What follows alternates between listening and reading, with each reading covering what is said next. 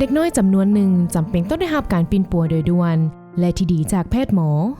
แต่ครอบครัวยังขาดเขินทั้งเงินและทางเลือกเห็นให้เขาเจ้าเหล่านั้นขาดโอกาสในการเข้าถึงการบริการสุขภาพที่ดีในเวลาที่มืดมิดให้ทางออกแต่ยังมีแสงสว่างน้อยๆจากห้องหมอเพื่อนลาวแขวงหลวงพระบางซึ่งเป็นห้องหมอหนึ่งที่บริการปีนปัวคนเจ็บผู้ด้อยโอกาสปีอยู่แขวงภาคเหนือของลาว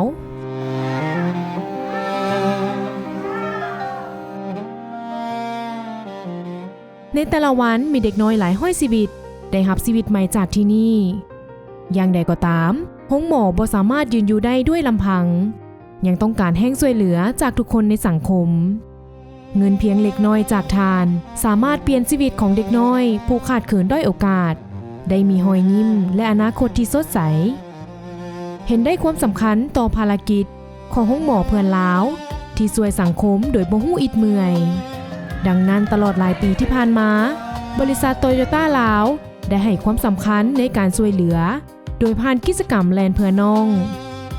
ล่าสุดบริษัทโตโยต้าลาวได้บริจาครถโตโยต้า1 คันเพื่อรับใช้ภารกิจบริการรับส่งผู้ป่วยผู้ที่บ่มีเงื่อนไขให้ได้เข้าถึงการบริการสุขภาพที่ดีจากแพทย์หมอด้วยเหตุผลนี้เองทางโตโยต้าลาวจึงได้มอบรถคันนี้ให้กับทางห้องหมอเพื่อนลาวเพื่อนำใช้ในเวียกงานประจำวัน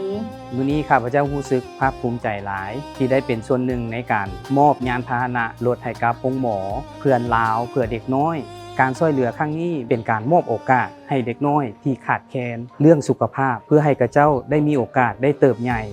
โดยรถคันใหม่นี้ทีมงานแพทย์เคลื่อนที่ของห้องหมอเพื่อนลาวสำหรับเด็กน้อยจะสามารถขยายขอบเขตการลงเยี่ยมยามถึงบ้านสามารถไปถึงบ้านที่ห่างไกลได้หลายขึ้นและตอบสนองต่อเด็กน้อยที่ต้องการความช่วยเหลือได้ไวขึ้นกว่าเก่าเพื่อรับประกันว่าจะบ่ได้มีเด็กน้อยคนใดถูกปะปล่อยละเลย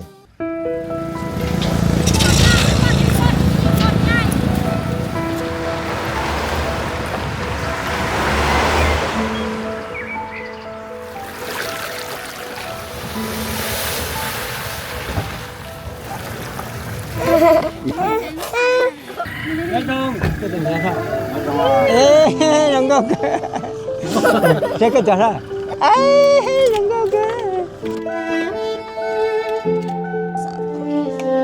คุยเปลี่ยนนะ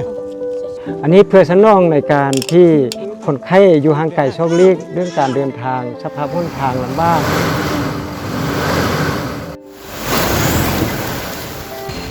เรื่องเศรษฐกิจค่าใช้จ่ายในการที่มาห้องหมอบ่เพียงพอสิ่งนี้แม่นสิ่งที่พวกเราเห็นว่ามีความจำเป็นหลายบ๊ายบายนะ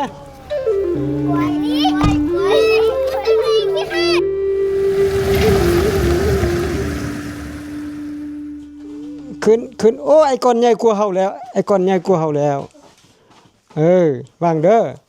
1 2 3เจ็บบ่ไอ้ก้อนเกี่ยวเกกับเท่านี่ก่อนนี้เพิ่นมาเที่ยวมาเอาไปทุกเดือนเพิ่นจะมาเอาปิดลังซะเด้อวางยุกวางยาบ้านมาเพิ่นก็มาส่งทุกการช่วยเหลือคือรอยยิ้มและลมหายใจของเด็กน้อยนับพันที่จะได้เติบใหญ่มีความหวังและอนาคตที่สดใส Then every time this hospital is full of patients and children and their families Then I heard that the car is not enough to the outreach activity. We decided to donate our car here today.